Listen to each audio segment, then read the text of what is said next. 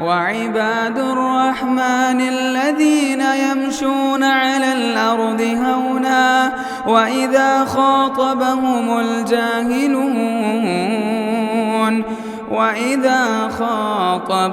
الجاهلون قالوا سلاما۔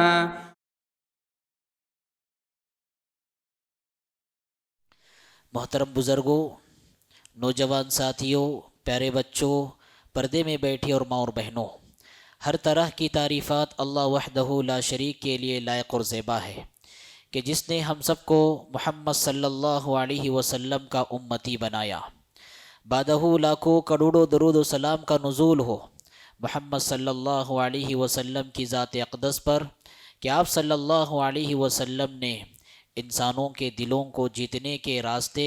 اور اللہ رب العالمین کی محبت کو حاصل کرنے کے سارے راستوں سے ہمیں آگاہی عطا فرمائی۔ حضرات، موجودہ زمانہ اور موجودہ دور سائنس اور ٹیکنالوجی کے اعتبار سے ترقی یافتہ دور مانا اور تسلیم کیا جاتا ہے، لیکن اس زمانے کی ایک یہ بھی تلخ حقیقت اور سچائی ہے کہ جس قدر انسانیت اس زمانے میں یا اس دور میں بھوک مری سے دم توڑتی ہوئی نظر آ رہی ہے، سابق میں اس کی مثال خال خال ہی ملتی ہے۔ جس قدر لوگ، خاص طور پر کمزور طبقہ، غریب طبقہ، پیسے نہ ہونے کے سبب، علاج مناسب نہ کرانے کے سبب اپنے جانیں گنوانے کے واقعات نظر آ رہے ہیں، ایسی مثالیں بہت کم دکھائی دے رہی ہیں۔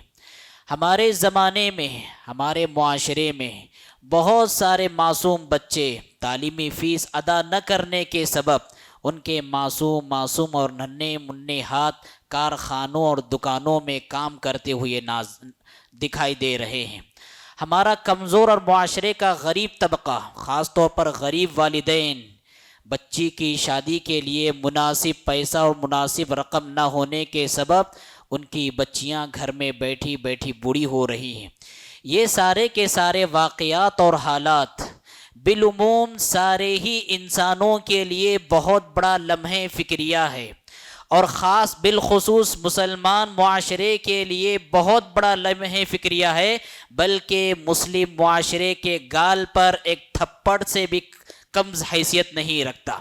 اس لیے کہ اسلام کی بنیادی تعلیمات پر اگر آپ غور کریں، بنی الاسلام علی خمس، شہادت ان لا الہ الا اللہ وان محمد رسول اللہ واقام الصلاۃ وایتاء الزکاۃ۔ اسلام کی بنیادی تعلیمات میں سے زکوٰۃ اپنی مقررہ نصاب میں سے 2.5% زکوٰۃ نکالنا ہے، اور نکالنے کا مقصد کیا؟ معاشرے کا جو کمزور اور غریب طبقہ ہے، معاشرے کا ایک کمزور اور غریب طبقے میں اٹھان پیدا ہو، یہ ترقی انہیں بھی ملے اور انہیں بھی خوشیاں میسر آ جائے۔ اگر آپ اسلامی عبادتوں پر غور کریں گے تو آپ کو معلوم ہوگا عبادتوں کے ساتھ ساتھ اللہ رب العالمین نے خدمت خلق کے جذبے کو کیسے جوڑ کر رکھا ہے۔ آپ سے حالت روزہ میں بڑی غلطی واقع ہوتی ہے، اس غلطی کا کفارہ یہ بتلایا گیا آپ کو مسکینوں کو کھانا کھلانا پڑے گا۔ آپ سے اگر جھوٹی قسم واقع ہو گئی، اس غلطی کا کفارہ یہ بتلایا گیا مسکینوں کو کھانا کھلانا پڑے گا۔ حج اور عمرے کی عبادت میں اگر آپ سے کوئی بڑی غلطیاں سرزد ہو گئی، اس کا کفارہ یہ بتلایا گیا کہ آپ کو دم دینا پڑے گا جانور ذبح کرنے کی شکل میں۔ آپ سے اگر زہار واقع ہو گیا، اس کی تلافی کا یہ طریقہ بتلایا گیا کہ آپ اتنے مسکینوں کو کھانا کھلائیں گے۔ اسلامی عبادتوں کے ساتھ اللہ رب العالمین نے خدمت خلق، انسانیت کی خدمت، مخلوق کی ہمدردی اور مخلوق کی خیرخواہی کے جذبے کو جوڑ کر یہ تعلیم دی ہے کہ حقیقی عبادت، سچی عبادت اور حقیقی عبادت گزار، سچا عبادت گزار وہی ہے جس کی زندگی میں عبادتوں کے ساتھ ساتھ خدمت خلق کا جذبہ بھی پایا جائے۔ آپ کو حیرانگی ہوگی، مکی جو زمانہ تھا آپ صلی اللہ علیہ وسلم کا، مکی جو دور تھا، اس دور میں خود مسلمان مجبور تھے، اس دور میں خود مسلمان مقہور تھے، اس دور میں خود مسلمان غلامی کی زندگی گزار رہے تھے، اس دور میں خود مسلمان بھوکے تھے، اس دور میں خود مسلمان پیاسے تھے،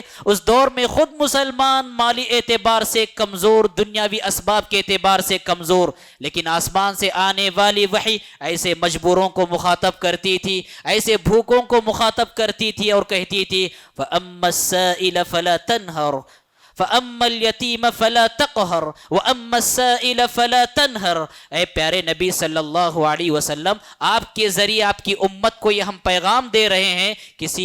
کسی سائل کو جھڑکیے مت اور کسی یتیم کو ڈانٹیے مت۔ سائلوں کو کھلانے، مانگنے والوں کا پیٹ بھرنے اور یتیموں کی یتیم گیری کو اللہ کے رسول صلی اللہ علیہ وسلم کے ذریعے اللہ رب العالمین نے تعلیمات دی۔ اور جو سورہ بلد کی آیتیں میں نے آپ کے سامنے پڑھ کر سنائی، اس میں اللہ رب العالمین نے ارشاد فرمایا فَلَقْتَحَمَ الْعَقَبَةَ، کیوں نہ یہ دشوار گزار گھاٹی پر چڑھا، وَمَا أَدْرَاكَ مَا الْعَقَبَةُ، اور آپ کو کیا پتا کہ یہ دشوار گزار گھاٹی کیا ہے۔ گھاٹی کہتے ہیں پہاڑ پر چڑھنے کا جو مشکل ترین راستہ ہوتا ہے اسے گھاٹی کہتے ہیں۔ چونکہ یتیموں کی خدمت کرنا، مسکینوں کے کام آنا، بھوکوں کا پیٹ بھرنا، ننگوں کو لباس پہنانا، پیاسوں کو پانی پہلانا، مریضوں کا علاج کرانا اور جو معاشرے کے کمزور طبقے ہیں ان کے کام آنا، نفس پر بڑا مشقت بھرا لمحہ ہوتا ہے اور نفس کے لیے بڑا شدید لمحہ ہوتا ہے، اس لیے اللہ رب العالمین نے اس کو گھاٹی پر چڑھنے سے تعبیر کیا۔ وَمَا أَدْرَاكَ مَا الْعَقَبَةُ فَكُّ رَقَبَةٍ، گھاٹی پر چڑھنا یہ ہے کہ آپ کسی غلام کو آزادی دلائیں۔ غلامی انسانیت کے لیے سب سے بڑی ذلت ہے، اور جو اس ذلت سے انسانوں کو آزادی دلاتا ہے انسانیت کے حق میں سب سے بڑا احسان ہے۔ فَكُّ رَقَبَةٍ او اطعام فی یوم ذی مسغبہ، بھوک والے دن بھوکوں کو کھانا کھلائے، یتیما ذا مقربہ، قرابت دار یتیموں کو کھانا کھلائے، او مسکینا ذا متربہ، یا مسکینوں کو کھانا کھلائے، ثم کان من الذین آمنوا، اس کے بعد دعویٰ کرے کہ میں مومن ہوں، میں مسلمان ہوں۔ ان آیتوں سے آپ اندازہ لگائیں کہ مکہ کا وہ معاشرہ اور مکی وہ زندگی جس زندگی میں خود صحابہ بھوکے، انہیں بھوکوں کا پیٹ بھرنے کا حکم دیا جا رہا ہے۔ مکہ کا وہ زمانہ جس زمانے میں کہ صحابہ خود غلامی کی زندگی گزار رہے ہیں، انہیں تعلیم دی جا رہی ہے کہ غلاموں کو آزادی دلائی جائے۔ مکہ کا وہ زمانہ جس زمانے میں کہ صحابہ خود مسکینی کے دور سے گزر رہے ہیں، انہیں تعلیم دی جا رہی ہے کہ مسکین کی مسکین پروری کی جائے۔ آپ اندازہ لگائیے، عقیدے اور توحید کے بعد سب سے زیادہ اسلام نے خدمت خلق کی عبادت پر ابھارا ہے۔ اللہ کے رسول صلی اللہ علیہ وسلم نے نبوت سے پہلے 40 سالہ زندگی آپ نے گزاری، اور یہ 40 سال کا لمحہ اور یہ مرحلہ کوئی آسان مرحلہ نہیں تھا، اس لیے کہ ابھی تک نبوت کا تاج نہیں پہنایا گیا، اللہ کی طرف سے وحی ابھی تک نہیں آئی۔ یہ 40 سالہ دور، یہ 40 سالہ زندگی اور آپ کے زندگی کے 40 اوراق اتنے کٹھن تھے، وہاں قدم قدم پر رسمیں پائی جاتی تھیں، قدم قدم پر خرابیاں پائی جاتی تھیں، قدم قدم پر برائیاں پائی جاتی تھیں، قدم قدم پر غلط روایتیں پائی جاتی تھیں۔ ان ساری روایتوں سے آپ نے اپنے آپ کو بچایا، ان ساری کی ساری خرابیوں سے آپ اپنے آپ کو دور رکھے رہے، لیکن جب خدمت خلق کی باری آئی، وحی آپ پر نازل ہونے سے پہلے ہی اللہ کے رسول صلی اللہ علیہ وسلم نے عملی اقدام اٹھایا کہ جب مکہ کے کچھ باہوش لوگ مکہ کے امن کو لٹے ہوئے امن کو جب دوبارہ بحال کرنے کے لیے کوشش کر رہے تھے اور لوٹے جانے والے مسافروں کو ان کا حق دلانے کے سلسلے میں کوششیں کر رہے تھے، اور عزت و آبرو جن کی لوٹی جا رہی تھی انہیں انصاف کے لیے اٹھ کھڑے ہوئے تھے، انہی باہوش اور ذی ہوش آدمیوں میں ایک نمایاں نام محمد عربی صلی اللہ علیہ وسلم کا تھا۔ آپ نے فرمایا اگر حلف الفضول جو انجمن قائم ہوئی تھی نبوت سے پہلے، اگر نبوت کے بعد بھی ویسی انجمن کوئی قائم کرتا ہے مخلوق کی خدمت کے لیے، انسانیت کی خدمت کے لیے، انسانیت کو فائدہ پہنچانے کے لیے، میں اس کا رکن رکین بنوں گا، میں اس میں نمایاں کردار ادا کرنے کے لیے ابھی بھی تیار ہوں۔ ان حوالوں سے آپ اندازہ لگا سکتے ہیں اسلام کی نظر میں خدمت خلق کا جذبہ کتنی اہمیت کا حامل ہے، اور یہ جذبہ اللہ رب العالمین کے نزدیک کتنا محبوب ہے۔ اللہ کے رسول صلی اللہ علیہ وسلم نے ارشاد فرمایا، اس کی فضیلت دیکھیں آپ نے فرمایا الساعی علی الارملۃ والمسکین کالمجاہد فی سبیل اللہ، بیوہ کی بیوگی پر اگر کوئی ترس کھاتے ہوئے اس کی خبر گیری کرتا ہے، والمسکین، اور مسکین کی مسکینی پر رحم کھاتے ہوئے اس کے کام آتا ہے، اس کا ہاتھ بٹاتا ہے اور اس کا ساتھ دیتا ہے، کالمجاہد فی سبیل اللہ، اللہ کے راستے میں مجاہد کی طرح ہے یہ شخص، اللہ کے راستے میں مجاہد کی طرح یہ شخص۔ آپ ماہانہ راشن کسی بیوہ یا مسکین کے گھر پہنچاتے ہیں یا اس کی مجبوریوں کو دور کرتے ہیں، آپ نے فرمایا کالمجاہد فی سبیل اللہ، یہ اجر اتنا بڑا ہے جس قدر اجر اللہ رب العالمین کے راستے میں جہاد کرنے کے مانند ہے، اسی قدر اس شخص کا بھی ہے۔ اور ایک روایت میں آپ نے فرمایا او کالصائم، یا اس روزے دار کی طرح ہے جو مسلسل روزے ہی رکھتا چلا جاتا ہے، او کالقائم، یا اس تہجد کی نماز پڑھنے والے کی طرح ہے جو رات جاگ جاگ کر تہجد کی نماز پڑھتا ہے۔ خدمت خلق کے صلے میں ملنے والا کتنا بڑا اعزاز ہے۔ اور ایک حدیث جس میں آپ صلی اللہ علیہ وسلم نے فرمایا اللہ کی جنت، اللہ کی سجائی ہوئی جنت کو جیسے لوگ عبادتوں کے ذریعے پاتے ہیں اور حاصل کرتے ہیں،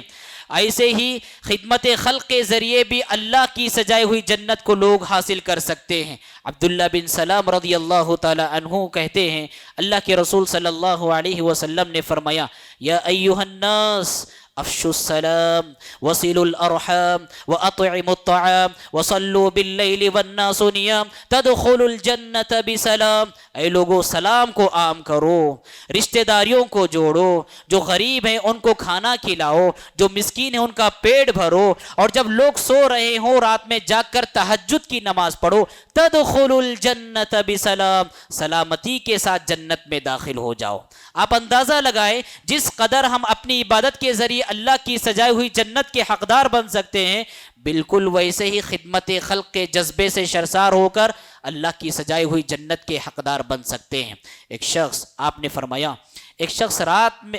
راستے سے گزر رہا تھا اور راستے میں درخت کی ایک ٹہنی آ کر آنے جانے والے مسافروں کو اذیت دے رہی تھی۔ اس شخص نے سوچا چونکہ یہ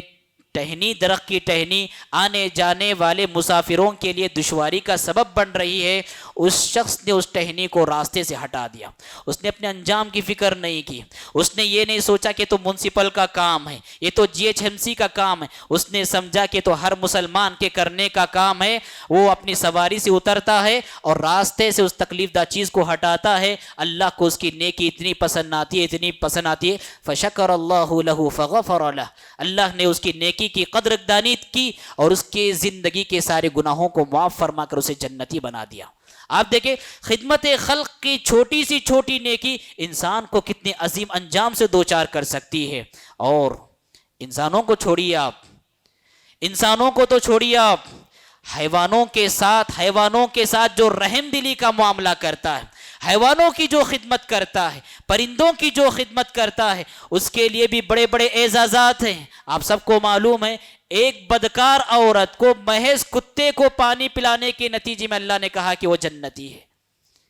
بدکار عورت، زانیہ عورت جس نے کتے پر رحم کرتے ہوئے اسے پانی پلا دیا، آپ نے فرمایا وہ جنتی ہے۔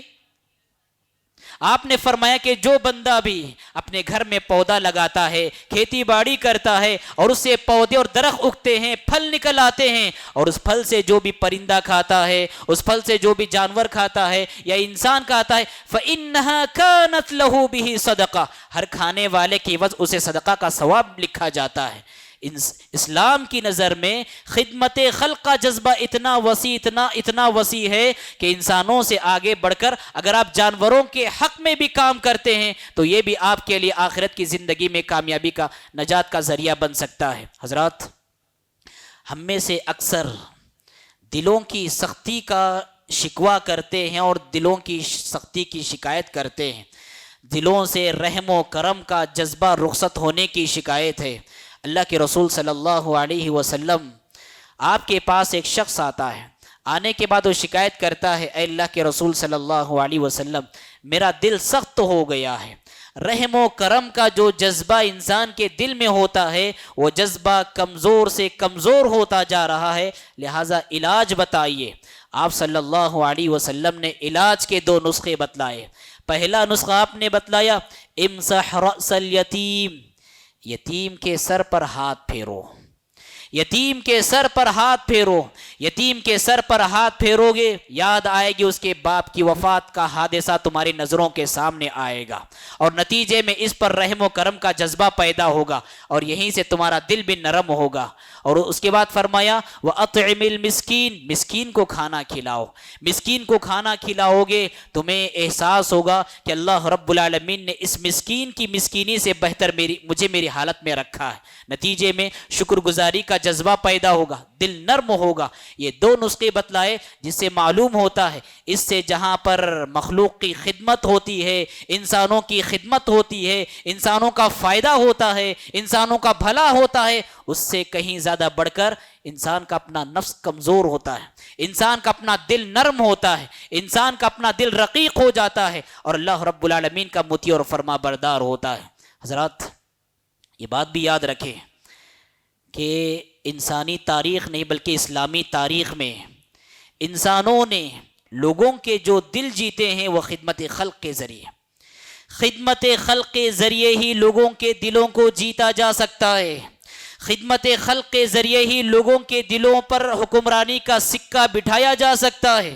آپ صلی اللہ علیہ وسلم جب پہلی وحی نازل ہونے کے بعد مائی خدیجہ رضی اللہ تعالی عنہا کے پاس آتے ہیں اور آپ اپنی پریشانی کا اظہار کرتے ہیں، مائی خدیجہ نے اس موقع پر جو جملے ارشاد فرمائے تھے وہ قلم سے نہیں آب زر سے لکھے جانے کے قابل ہے۔ انہوں نے اللہ کے رسول صلی اللہ علیہ وسلم کو تسلی دیتے ہوئے کہا تھا کلا واللہ لن یخزیک اللہ ابدا فانک لتصل الرحم وتحمل الکل وتکسب المعدوم وتقری الضیف وتعین علی نوائب الحق۔ اللہ کی قسم اللہ آپ کو ہرگز برباد نہیں کرے گا۔ آپ رشتہ داروں کو جوڑتے ہیں، آپ جو نادار ہیں انہیں کما کر دیتے ہیں، جو بوجھ اٹھا نہیں سکتا ان کا بوجھ لادتے ہیں، آئے ہوئے مہمانوں کی مہمان نوازی کرتے ہیں۔ اس کردار کی آپ صلی اللہ علیہ وسلم نے اپنی نبوت اور رسالت کے ذریعے خدمت خلق کے کردار کے ذریعے